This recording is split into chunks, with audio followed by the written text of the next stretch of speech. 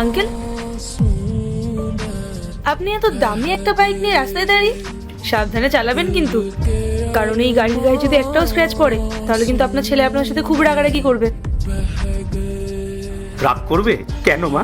সে কেন রাগ করতে যাবে? আর আঙ্কেল, এসব আপনি কি বলছেন? এত দামি একটা বাইক নিয়ে আপনি রাস্তায় বেরিয়েছেন, এখন যদি অন্য গাড়ির সাথে ধাক্কা লেগে যায় তাহলে তো বাইকটার ক্ষতি হবে। আপনার ছেলে কত দাম দিয়ে বাইকটা কিনেছে, সে কি আর চুপ করে থাকবে? না মা, সে কিছুই বলবে না, কারণ এই বাইকটা আমি নিজের টাকায় কিনেছি, ছেলের টাকা না। বাহ আঙ্কেল, এটা আপনার বাইক? হ্যাঁ বাবা, কেমন লাগছে বলো? এই বুড়ো বয়সে মানিয়েছে তো? কি যে বলেন আঙ্কেল, জাস্ট ফাটাফাটি। জানেন আঙ্কেল, এই বাইকটা একসময় আমার ড্রিম বাইক ছিল। অনেক চেষ্টা করেছিলাম বাইকটা কেনার জন্য, কিন্তু আমার চাকরির অল্প বেতনে বাইকটা কেনা সম্ভব হয়নি। আমার স্বপ্নটা স্বপ্নই থেকে গেল। কি বলছো তুমি? এটার অনেক, এই বাইকটার দাম কি এতটাই বেশি যে আমরা এটা কোনোদিন কিনতে পারবো না? তুমি জানো না, এই বাইকটা কিনতে গেলে কয়েক বছরের জমানো টাকা শেষ হয়ে যাবে। প্রচুর দাম এটার।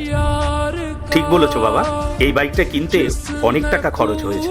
আচ্ছা আঙ্কেল, আপনার এখন এই এত টাকা খরচা করে এই বাইকটা কেনার কি দরকার ছিল? আপনার তো বয়স হয়ে গেছে, আপনার এখন তীর্থযাত্রা করার বয়স, আর এই বয়সে আপনি এই বাইক নিয়ে ঘুরছেন, লোকজন দেখলে কি বলবে?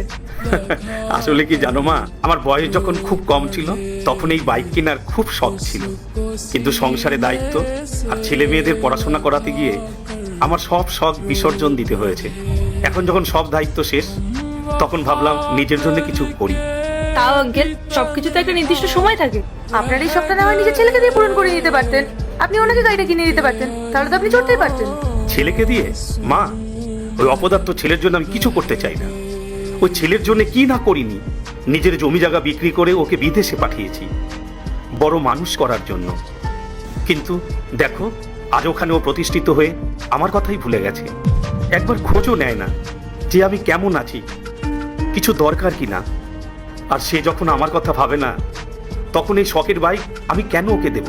এরপর কি হলো সেটা দেখার আগে এই দুটো ছবির মধ্যে যে কোনো একটা ছবিকে ভালোবাসলে ভিডিওতে লাইক করে চ্যানেলটি সাবস্ক্রাইব করে দাও, আর যদি না করো তাহলে আমি বুঝবো তোমরা ছবি দুটাকে ভালোবাসো না। আর কমেন্টে লিখে দাও আমিন।